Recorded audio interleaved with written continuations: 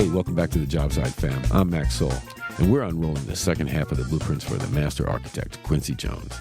If part one was about the foundation, well, part two is about the global infrastructure. I'm Mello Soul, and Max, we're moving from the Vegas penthouse, heading to the celluloid skyscrapers of Hollywood. That's right. So continuing on from part one, it's the late 50s, and Quincy was doing a lot of work for Basie, and Basie started noticing the visual quality of Quincy's arrangements. Well, Count Basie realized that Quincy wasn't just writing notes, he was literally writing atmospheres. He said to Quincy, hey, your music has a very cinematic infrastructure to it. You know, you may be wasting your time just writing for the stage. Right, Max. He told Q, you need to go to Hollywood, man. That's where the big buildings are. And the Count wasn't alone in this observation. His old mentor from Seattle, Bumps Blackwell, also hammered this home. Yes, he sure did, Mello. Bumps saw that Quincy's technical literacy, thanks to the Parisian audit with Nadia Boulanger, as well as Basie saw it, well, this gave him a set of tools that 90% of jazz musicians did not have. He told Q he was overqualified for the clubs. Q had a new goal in life, I guess, Mello. He sure did, Max. And of course, nothing happens overnight. No, never. There was roughly a 5 to 7 year structural lag between the initial observations from Basie and Bumps in the late 50s and Quincy's first major film breakthrough with The Pawnbroker in 1964. True, Mello, but that gap wasn't an empty time. It was a period of high-intensity diversification. Quincy was busy building a proof of concept in every other sector of the industry to prove that he could handle the Hollywood load. Yep, Max. Q took the task at hand to start to connect those dots. So before he could bridge into film, Quincy had to survive 3 major project phases that eventually made him too big to ignore for Hollywood. And the first, Mello, was the free body financial collapse. In late 1959 and early 1960, Quincy formed a massive 16-piece dream band for Massive. Massive. It's massive, man. But he built a massive 18-piece dream band for a European tour called Free and Easy.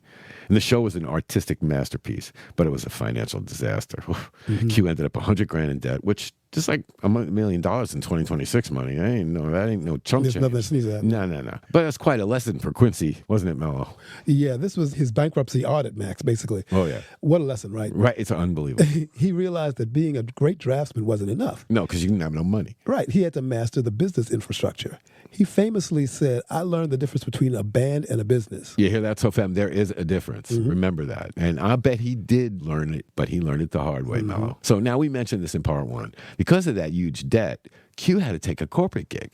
So he became vice president at Mercury Records, which was a pivotal moment that broke racial barriers in the music industry.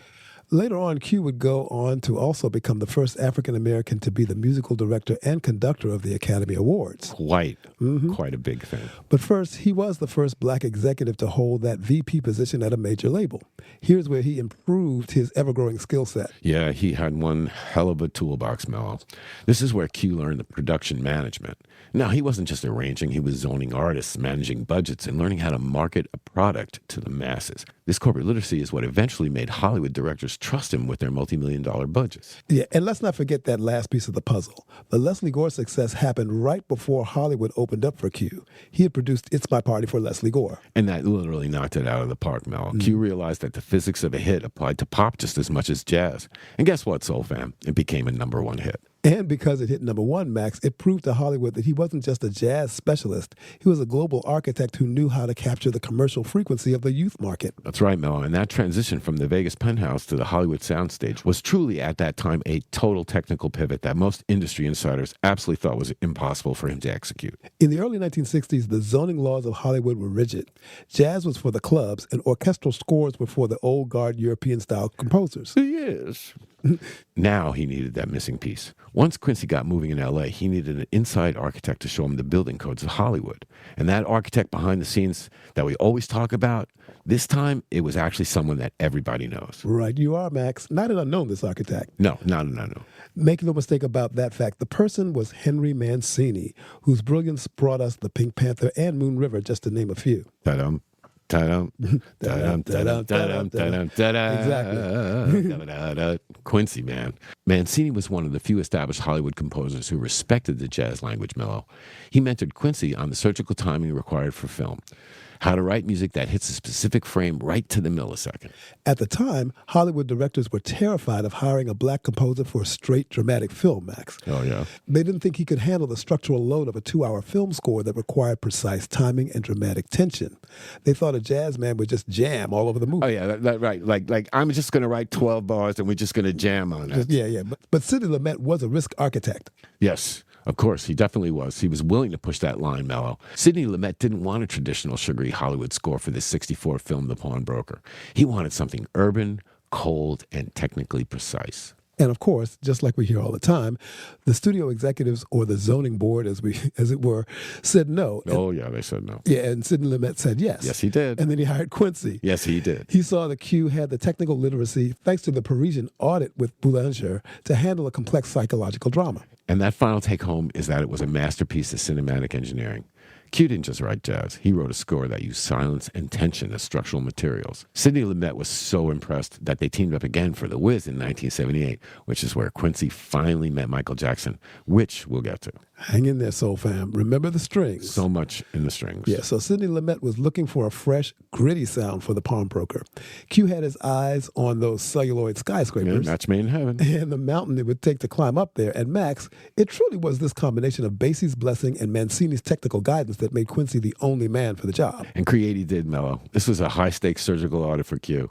So he used his knowledge of the universal code, and he created a score that was cold, urban, and haunting, proving he could design music that wasn't just background, but part of the film's infrastructure.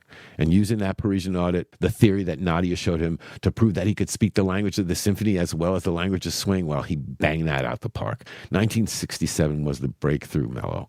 If The Pawnbroker was the permit, In the Heat of the Night was the skyscraper. Mm-hmm. Quincy performed a technical integration that Hollywood had never seen before. Q didn't just bring soul to the screen. Man, he brought technical integration. He used Ray Charles to sing the title track for his Grit. Then he mixed it with avant-garde jazz and used symphonic tension to tell the story. Man, he proved that black music had the structural load to handle high-stakes drama. He and Sidney went on to make another film, The Deadly Affair. Quincy Jones was teaching the industry that soul wasn't a genre. It was a technical tool. He was tearing down the celluloid ceiling brick by brick, making room for every new vibe composer that followed. He was proving that if you knew the universal code, you could score the world. Quincy proved that soul could be engineered to fit a high-drama, big-budget film. It wasn't just black music, as we said, cinematic architecture. And speaking of budgets, we're going to take a short pause for the cause so we can refill ours. And when we come back, we're going to talk Q and MJ. You're kicking it with Max and Mello's Architects of Soul, and we'll be right back.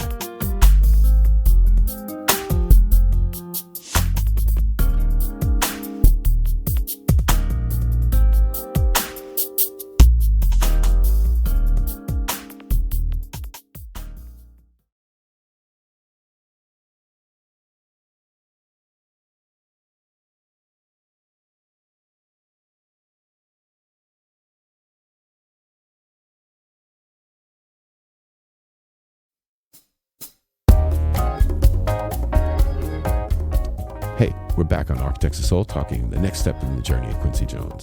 So the story of how Q got the musical director chair for The Wiz is a classic case of technical seniority. It wasn't just a job offer, it was a rescue mission. By 1977, Sidney Lumet was moving the production of The Wiz from the Broadway stage to the big screen, and he knew he was dealing with a massive structural load. He had Diana Ross and a young Michael Jackson, and he needed someone who could bridge the gap between Broadway tradition and modern soul frequency. Right, hello Q. So Sidney needed the right guy for the big ask. But Sidney Lumet didn't go through a talent agency. No, he went back to the architect that he trusted most. He did indeed, Max. Lumet and Quincy had already worked together on The Pawnbroker and The Deadly Affair. As we spoke about last segment. Yeah. Lumet knew that Q was the only guy who could manage a multi-million-dollar orchestral budget while keeping the grit of the street in the arrangements. That's right. Sidney called Quincy and told him the production needed a general contractor who could handle the symphonic soul requirements of a massive film musical. Massive. He needed someone to take Charlie Smalls' Broadway score and overclock it for Hollywood. It's funny, Max. Quincy almost didn't take the gig. Can you imagine? He was already a titan at this point, and film musicals are notorious for being logistical nightmares. Yes. But Q took the MD chair because he saw the social infrastructure of the project. This was a massive all-black cast production of a classic American story. He realized there was a chance to rezone how the world saw black musical theater. And the orchestration's Mello, well, he didn't just conduct. He completely redesigned the sound. He brought in his surgical team of arrangers and musicians to give The Wiz a technical polish that made the Broadway version sound like a demo by comparison. And coming together between Quincy and Michael Jackson on the set of The Wiz is really where the global infrastructure of Part 2 really kicks in. Correctamundo, Mello. Michael was playing the Scarecrow, and he was struggling with some technical cues. And Quincy, the musical director, pulled him aside and realized that Michael was a frequency sponge. Must have talked to Jackie Wilson. I'm guessing. Quincy watched Michael's discipline and his oral sensitivity and realized that MJ wasn't just a pop star, he was a precision machine looking for an architect. And because of this burgeoning on-set relationship, Michael asked Quincy to help him find a producer for his next solo record. Well, Quincy looked at him and said, I'd like to take a shot at it. And well, here we go. The label executives or the zoning board, well, they didn't want Q. They said he was too jazzy and too sophisticated for a pop record. Where's Berry Gordy when you need him? They thought he'd overbuild the project. It just seems people, they don't ever learn. Right, Max. There's a big string. Anyway. Oh, a huge string. Yeah. Anyway, Quincy took everything he learned from Leslie Gore's pop hooks, Basie's minimalism, and Mancini's cinematic timing and poured it into Off the Wall. Yeah, Q was on it. He didn't just hire a band. He contracted specific specialists like Louis Thunder Thumbs Johnson on bass, one half of the Brothers Johnson, who Q also produced, naturally. And his slap technique provided the high-tension foundation for tracks like Get on the Floor. John J.R. Robinson on drums. Seems that Quincy found him playing in a club and realized he had the most consistent internal clock in the business. I guess till he found Leon. Right, Mello? Well, he's the one who does provide that legendary kick on rock with you. And there is no leaving out our man Greg Fillinganes on keyboards. The architect of harmony, Greg was Stevie Wonder's protege and became the chief engineer of the synth and piano layers that gave this record its sophisticated sheen. That's right. And we must include Bobby Watson from Rufus. By the way, J.R. Robinson is also in band Rufus, who Quincy was producing at the time as well. That's right. Along with Chaka Khan for the Master Jam album. Our girl Chaka, we love her. That's right. And he contributed heavily to the low-end theory of the album. Yes, and we'll be visiting her at some point in the future. Oh, absolutely. But right now, let's get back to Quincy. So then there were the horn arrangements, the structural steel of the builder. Quincy used his Basie red pencil on the arrangements to ensure that the horns were atomic. The Seawind horns, led by my man Jerry Hay, badass. This section was known for surgical accuracy. They didn't just play the notes. Man, they engineered sonic stabs that cut through the mix like a laser. And then Q brought in Tom Balla to handle the complex vocal arrangements and backgrounds, ensuring the frequency of the harmonies was perfect. By then, Quincy realized that to rezone Michael Jackson as an adult, he needed prime material. So he enlisted Rod Temperton, who was a British songwriter from the band Heatwave. We all know that, Always and Forever, right? Yep. So Quincy brought him in because he had a mathematical approach to melody. He wrote Rock With You, Off the Wall, and Burn This Disco Out, not to mention all the songs that he wrote on Thriller.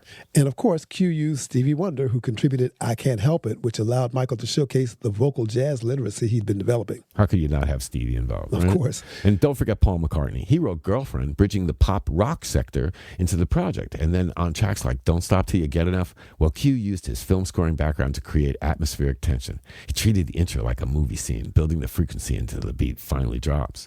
But despite the massive success of Off the Wall, Max, it didn't win Album of the Year at the Grammys, which Michael took heavily to heart. He was very, very depressed over that. Michael considered it a structural defeat. He said it was a failure. He told Quincy he wanted to build the biggest selling album of all time. So that's the fuel for Thriller. So I imagine Q said that, I'm on it. Right. And the response was to treat the Thriller sessions like a global engineering project. Right? He wasn't just making a record. He was designing a sonic superweapon. So then they had to pick the music. Right, Max. To get the final 9 tracks on Thriller, Quincy and Michael vetted over 800 songs. Must have been talking to Let me say that again. Clive Davis. Yeah, 800 songs. 800 songs. That is a surgical level of quality control. Quincy used the Basie red pencil on a global scale. If a song didn't have the structural integrity to be a #1 hit, it was demolished. Yeah, Quincy famously put a sign up that said, "Leave your ego at the door." He knew that the project was way bigger than the individuals. So the general contractors on this job site were the same elite squad from Off the Wall, but overclocked. Bruce Swedien was the lead engineer. He also has a long pedigree as an architect. We first mentioned him in the Jerry Butler episode, Season 1, Episode 22, y'all. He was the man who pioneered the Acusonic recording process. He didn't just record sounds, he zoned them. He recorded the drums in the hallway to get a natural reverb that felt like a stadium. On the song Billie Jean, Quincy wanted a beat that was so clock-like it felt industrial, but with a human snap. So here's how Leon Ndugu Chancellor, who played drums, and Bruce Swedien built it. Leon played that core 4-on-the-floor beat for the entire duration of the song. And Bruce famously built a custom plywood drum case. It's a literal box around the kick drum. And he used a lead-weighted blanket to make sure there was no frequency bleed. He wanted the kick to hit like a hammer on concrete. Also, Bruce didn't record the hi-hat at the same time as the kick and snare. Yeah, no bleed. Quincy had Leon to record the hi-hat as an overdub. This allowed them to zone the high frequencies perfectly and keep that mechanical precision throughout the track. And let's not forget that while we're talking about Billie Jean, one of the most famous stories involves the structural tension over the intro of that song. So Quincy thought the intro with that iconic bass line, that Leon and Dugu hit we've been talking about, was too long. He wanted to cut it down to get to the vocal faster. That's the Mancini precision approach. But Michael insisted on keeping it, Max. He told Q, that's what makes me want to dance. That's exactly right. Like Quincy was like, no. And Michael's like, but Quincy, it makes me want to dance. What's Q going to say? What would you say? You know that's how he sounded. That's exactly right. So Q took a second look, and the architect Quincy realized that for this specific build, maybe the vibration of the groove was more important than the economy of the song. Okay, so he let the architect, that was Michael, call that one. Man, he let that intro stay, and it became one of the most recognizable foundations in pop history. Just a boy, Michael. Yeah, just one of the multitude of stories attached to this record. Oh, my God. Okay, back to the band. And that means that we can't forget the return of Rod Temperton, the mathematical draftsman returning to write the title track Thriller, Baby Be Mine, and The Lady in My Life. A killer. Yeah, there's so much about this record we can talk about, and we will cover that when we do our deep dive on Michael post-Jackson 5. That's right. Thriller is a masterpiece, and its own movie included the addition of Vincent Price. So Quincy used his Hollywood casting skills to bring in the horror legend for the Thriller rap, giving the song a total cinematic infrastructure. And that idea started after the name change, Soul Fam. You see, when Rod Temperton wrote the song Thriller, it was originally titled Starlight. Not much for a horror movie. Nah, but once they pivoted to the horror theme, Rod knew the track needed a cinematic infrastructure to close it out. Oh, that's so right, Mello. Rod Temperton suggested they needed a spooky voice for the spoken word section. And he famously said to the Q, hey, we need the voice of horror on this track. And you know who he was talking about. And he specifically thought about Vincent Price, who was a legendary horror actor. And all of us growing up knew about Vincent Price. And because Quincy had spent years rezoning Hollywood through his film scoring, well, he had the structural reach to actually get a legend like Vincent Price on the phone. So he did. He picked up the phone and he called Vincent. Yes, Max. Vincent Price was a peer in the Hollywood ecosystem. Ain't that some shit? Yeah, and he agreed to do the session for a relatively small fee of only around $20,000. Price famously arrived at Westlake Studios and nailed the rap in just 2 takes. Professional. Yep. Quincy's ability to direct the performance ensured it didn't sound like a gimmick, but like a foundational part of the song's atmosphere. You know, no, I can't imagine that song without Vincent's reading. It wouldn't be the same. Right. It was a killer with that groove underneath it. And speaking of groove, let's go back to the badass band that Q brought to the table, the Toto connection, because it's one of the most critical subcontracting moves Quincy ever made. While J.R. Robinson was the internal clock for the Off the Wall Foundation, Max, Quincy realized that for Thriller, he needed a specific kind of studio sophistication, and he knew just who that was. It seems like he always knew who to bring in on every session he did, Mello. Rick talks about it, Larry talks about it, Luke talks about it. Quincy always knew. So he brought in the heavy hitters from Toto, Jeff Porcaro, Steve Lukather, and David Page to act as the specialized engineering team. Some badass motherfuckers. Oh, yeah. And specialized they were, Max. Oh, they were. These guys weren't just session players. They were the elite drafting team of the 1980s. And Jeff, one of my favorite drummers, really the architect of the badass groove. Jeff Porcaro, who never took a drum solo.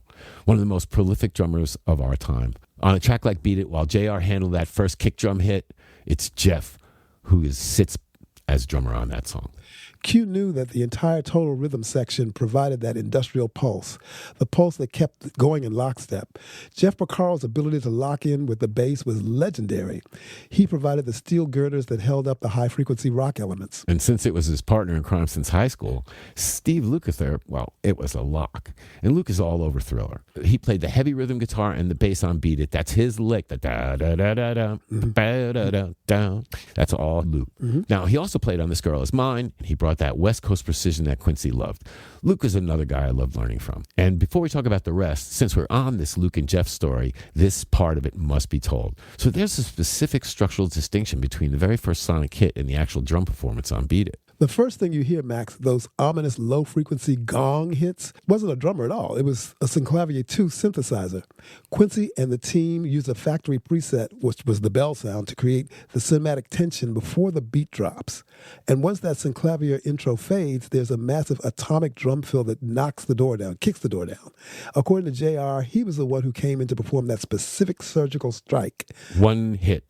Oh, yeah. One ping only, Vasily. Just for that. One ping only. To start the track. And Quincy wanted that JR snap to announce the arrival of the song, but the main body was Jeff Porcaro. Now, this is an amazing story that not everyone knows, Mello, but it's a testament to the incredible musicality of Jeff Porcaro and Steve Lukather. Okay, you ready, Soul Fam? Because this is badass. So Michael had recorded a demo for the song Beat It, where he was literally banging on a bottleneck in a wooden crate to get to the rhythm he wanted. So they started building the master recording with this. But because Michael's crate and bottleneck demo was so damn raw, they needed a technical pulse to keep the project on track. And here comes another set of architects who we'll cover at some point. So it was primarily Steve Porcaro, Jeff's brother, and Greg Fillinganes, who we were talking about before. And this name you'll definitely hear plenty as we keep going through all these architects. So they were working with the Lindrum LM1 drum computer. And at the time, the LM1 was the new industrial tech. Drum machines were new. They were not what they're like today. It's nothing like that back then. So they used it to program a surgical version of Michael's beat so they could start building off that. And they had a clean and steady grid to lay down Greg's keyboard parts in an original bass line. Jeff hadn't even played drums yet. So they used this programmed steel to support the building while they were still figuring out the final structural design. But then Eddie Van Halen came in and changed the dynamic, having the engineer perform a surgical tape edit. And because of that, the programmed Lin 1 grid became the very thing that broke. And guess what? It couldn't sync with the new sliced up master tape. So here they were building a track at Westlake Studios, and then the project hits this major structural defect because of Eddie Van Halen's solo. And there's a story behind that, kids. So it seems that when Eddie came into the studio to cut the solo, well, Michael was working on the E.T. project at the time, so he left the room to go do it. He left him and Quincy alone with Humberto Gatica, who was the engineer. So Quincy says, oh, yeah, I'll give you total architectural freedom, right? So Eddie listens to the track. He realized that the section that they wanted him to solo over, the chorus, well, it didn't have the right structural integrity for his style. He felt the chord changes were too static for the shred solo that everybody was looking for, and believe me, they were. So here comes the chop job. Now remember, Soul Fam, there is no such thing as a DAW at the time. No digital audio workstations, no computers that take digital audio, nothing. It's about analog tape. 2-inch 24-track analog tape. We edited that shit with a razor blade. So now Eddie turns to the engineer Umberto Gatica and directed a massive edit of the 2-inch analog master tape. How frightening is that? He had them cut and paste a section of the verse and pre-chorus underneath the solo section because the chord changes there gave him some more harmonic leverage. And he essentially redesigned the middle of Michael's song to fit his own industrial specs so he could kill it on the solo, which he did. He then proceeded to improvise 2 takes of that solo over this newly rezoned section. So Eddie cut this famous solo. It was amazing. And they cut the 2-inch master tape to fit the solo in, which caused the song, which of course, to lose its SMPTE time code, which now we got a big problem. It's all out of time now. Oh, yeah. So now we have a rescue mission at Sunset Sound. Quincy calls Luke and Porcaro into Sunset Sound and basically says the track is broken. It won't sync up. Why? Because it was cut. Yeah, okay. So I have Michael's vocals and Eddie's solo on a tape with no timing. Can you guys fix it? Well, there are 2 guys who never said no to anything. So there they are, tucked away in a tiny room. And the only scaffolding they had was Michael's vocal track and the sound of Michael hitting a drum case in a bottleneck crate for the demo sound. So they're leaking that through the vocal mic. So to find the pulse, Jeff is a genius. Jeff didn't use a click track because there wasn't one. So he went into the room with 2 drumsticks and a microphone. He cranked Michael's vocal into his headphones and used his sticks to tap out a click on a plastic cymbal case or a trap case and to match Michael's internal rhythm. Now, once Jeff laid down that cymbal case foundation, they had a click. He and Luke were able to record a full kit and that iconic guitar riff over it so that the solo could sit in there. They literally reverse engineered the song around Michael's vocal and Eddie's solo. Timing nightmare solved. What a fucking story. Just think about that. That is some story. And we cannot say enough also about Greg Fillinganes. No. He's the glue, Max. He sure is. Yeah, Greg wasn't just playing keys. He was the translator. Yeah, because Michael would sing to him what he wanted. And Exactly. Greg had to figure out how to make that work. Exactly. And Greg took Michael's vocalized ideas and turned them into the Rhodes and synth textures that define the record. He worked with the drum programming to ensure that the harmonic frequency matched the rhythm frequency.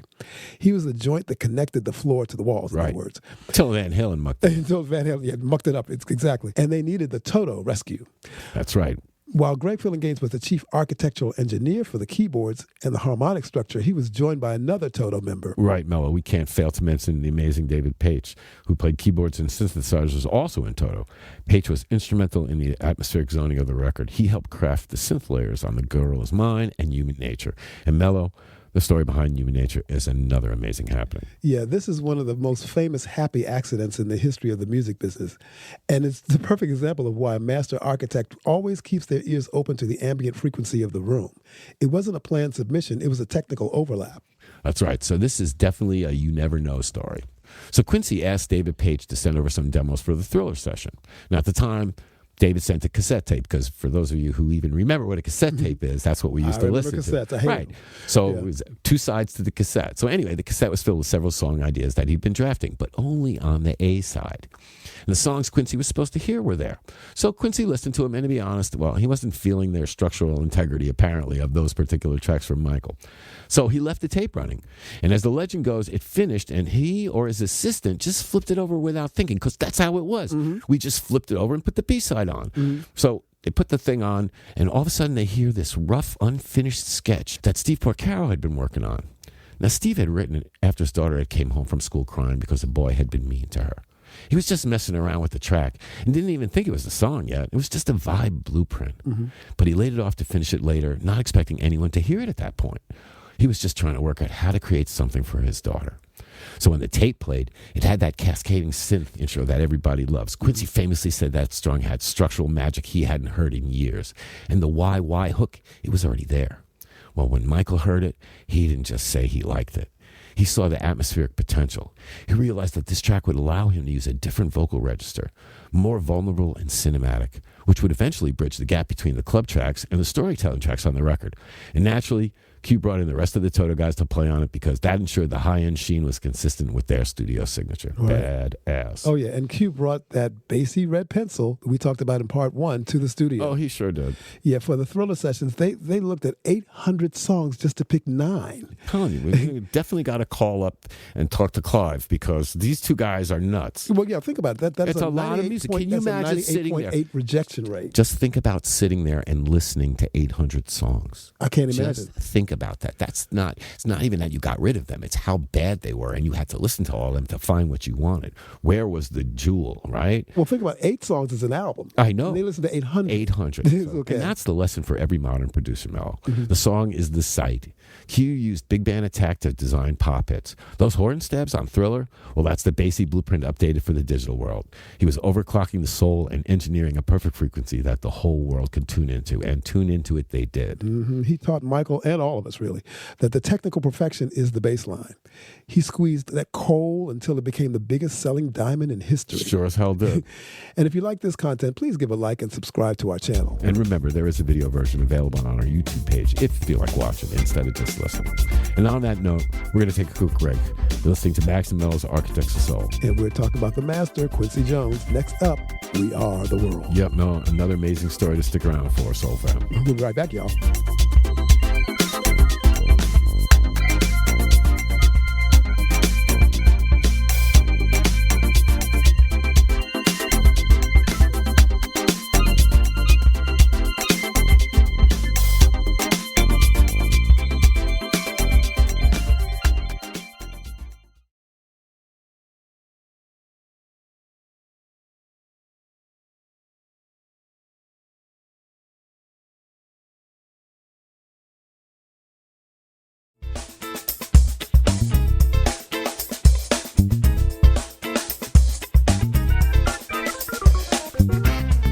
Hey, welcome back. In 1985, Q became the general manager / contractor for humanity. All of humanity. All of humanity. Managing 45 of the world's biggest superstars in one room for 12 hours. Wow. Mello, that's an engineering nightmare. Tell me about it. Now, before we get to that, let's talk about the seed that started this most amazing gathering of stars to create something magical that still stands tall right up to today.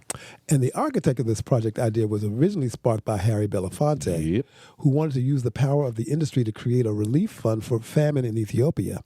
He called Ken Cragen, who was Lionel Richie's manager, and that's when the architectural team was formed. So Ken Cragen reaches out to Lionel first. And Lionel realizes immediately that they need a master architect who could handle the structural load of 45 icons.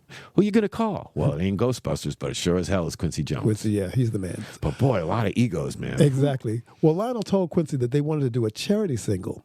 Quincy's first move wasn't to say yes. No, it wasn't. No, it was to check the feasibility study.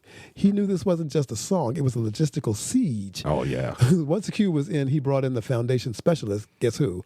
Michael Jackson. Of course, Michael. Who else? Exactly. Well, no, Michael and Lionel didn't just write the song either. They lived in it for weeks. They locked themselves in Michael's home at Havenhurst to draft the blueprints. Michael and Lionel spent days listening to the national anthems from all over the world. USA, UK, Germany, Czechoslovakia, Hungary, blah, blah, blah. Everywhere. Blah, everywhere. Brazil, Spain. Oh, my God, they were just insane. So they wanted a melody that had universal structural integrity, something that a person in any country could hum even after one lesson. And that's a lot of anthems to listen to. Oh, my God. Quincy would check in on them acting as the chief inspector. He told them, I don't want it to sound like a pop song. I want it to sound like a hymn. Yes, Dad. He wanted a high-frequency message that felt permanent like a monument. Like he was scolding them. And then Quincy and Cragen, well, they looked at the pragmatic end of doing this and realized that they had a massive logistical roadblock. How do you get 45 of the world's most expensive general contractors on the same job site at the same time without spending millions of dollars on travel?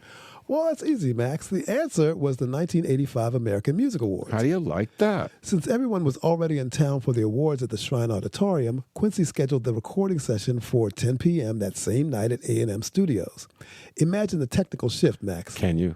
You go from one of the highest stakes red carpet events in the world straight to a construction zone that has to be finished by dawn. That's right. It's a monumental ask for that many high-level artists. So to ensure that no one no-showed, well, they didn't tell the artists the location until the very last minute. It was a total blackout operation. As the legends started arriving, Bruce Springsteen, Bob Dylan, Ray Charles, Diana Ross, they were met by that famous handwritten sign from Quincy, check your egos at the door. Yep. Quincy had already taped the floor with everyone's names, Max, along with Tom Baller, who was the vocal arranger. He had pre-assigned the zoning for every singer. He knew that if he let 45 icons pick their own spots, the structural integrity of the session would collapse into a 12-hour argument. Hell yes. And that's the truth. I want to stand here. No, I want to stand there. Why is she standing next to me? I got to do this. I got to do that. No, that only would send Quincy screaming down the street, if you ask me. Right. I mean, that's amazing. Quincy wasn't just the producer that night. He was literally a conductor of personalities. Bob Dylan was famously struggling with his solo. He didn't think he fit the frequency of the song. So Quincy took him aside, cleared the room, and had Stevie Wonder sit at the piano to help Bob find his vibration. And Stevie wanted to add lyrics in Swahili. Well, Mello, Waylon Jennings famously walked out and said, no good old boy sings in Swahili. Right, I remember hearing about that. Quincy had to manage the cultural friction on the fly to keep that project from stalling. What a load of egos. Man, that is ego management at the highest level, Max. And remember, not everybody got a solo. Right. So you might have been in the chorus and you get a line. Exactly. Well, that's where Quincy and Tom Baller figured out who would sing what or whatever.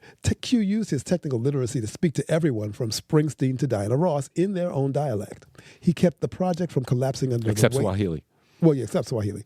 He kept the project from collapsing under his own weight of those massive personalities by focusing everyone on the structure of the mission. He showed us that a master architect isn't just a musician. He's a project manager. He realized that the shared vision is the only thing that keeps a massive job from falling apart. We're going to have a lot of fun with Massive all season long, apparently. He was building a bridge across the globe using nothing but melody and mission. And speaking of missions, ours is to take a short break. You think? So stick around and let's stick a fork in this amazing story wrapped from an incredibly cool perspective, mine. Stay with us, y'all. You're kicking it with Max and Mello's Architects of Soul, and we'll be right back.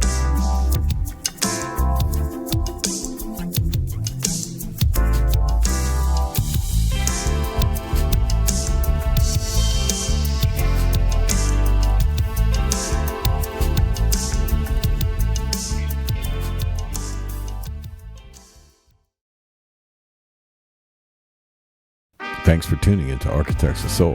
Our music is waiting for you.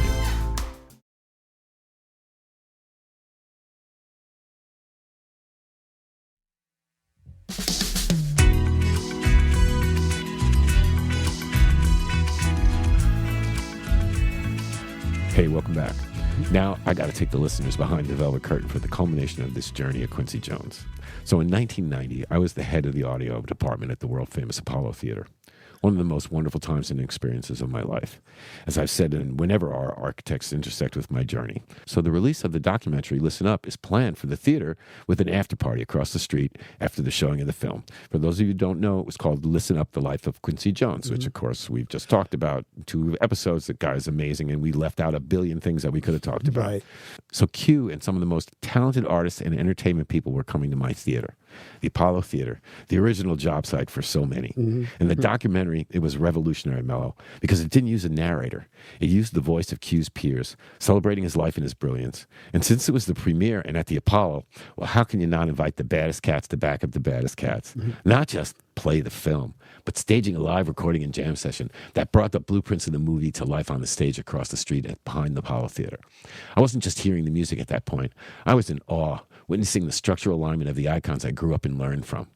How cool is that for a guy who showed up to the world of black music, asking to be let in, and being absorbed by the most wonderful, multicultural, cross-pollinating people I have ever been blessed to be a part of? It was a wonderful gift I have been given among the many that I have received, Mello. It was the moment where your life as a musician and your life as an engineer hit the same resonant frequency. Bam. And you weren't just in the building, Max. You were on stage for the after party. Indeed, I was, Mello. I was in heaven. First and foremost, I'm a musician. So being graced with that space on the stage with the players, it was everything. I had the best seat in the tent on 126th Street. I was right there on stage with the musicians. I was acting as the AD, calling tape roll cues, making sure that every nuance on that stage was piping back across the street to the tape machine running in the cutting-edge studio we had upstairs in the theater. A once-in-a-lifetime jam session on 126th Street, Mello. What a great place to be, a fly on the wall with a purpose, Max. Certainly not as good as playing with them, but surely a wonderful place for the engineering geek that I apparently am, Mel. So quite a position to find yourself in when you think about it, Max. You're up there ensuring that history is being captured while the master architect himself is sitting there, and you get to watch as it all happens. And that's the thing, Mello. So I look over, and Q's got a drink in his hand, the biggest twinkle in his eyes, and the widest smile you ever saw. He wasn't working the room. He was savoring the build. So I was lucky enough to meet him a few times, got a lot of times to talk to him, and he was always so open about what he learned. And standing on that stage, man, that ticked a bunch of boxes on my life list. It was the ultimate technical and spiritual audit. It was like a dream as I think back on it. Q sat and watched his lifelong partner, Ray Charles, and one of his favorite singers and artists, Chaka Khan, get into a vocal duel on that stage that felt like the building was going to lift off its foundation. Somewhere in this jam session that followed the premiere is buried, and it has never seen the light of day. But it was the stuff of the industrial legends. And what a whirlwind of a week that was, culminating in that incredible jam session. And oh my God, I hope that one day that thing shows the light. Somebody must have recorded parts of it at least. No, it was all recorded. No, the entire thing was recorded. But it's never seen the light of day. Wow. So wherever the 24 or 32 track or 48 track that we did, depending on what machine we were using at the Apollo at the time, that's where it is. And that stuff is long gone, because once the Suttons got rid of the Apollo and Time Warner took it over, well, you know, everything went back to inner city broadcasting. So who knows who's got it. Wow, Max, that's some memory. It would be amazing. Something to hear that recording, I bet. And hey, you thought we forgot. No, we didn't. So if you like this content, please give a like and subscribe to our channel. And remember, there's a video version available on our YouTube page if you feel like watching instead of just listening. That's right, Mello. And on that note, Mello and I are going to take a short break, and we'll be right back to stamp a seal on it. You're chilling with Max and Mello's Architects of Soul. Be right back, y'all.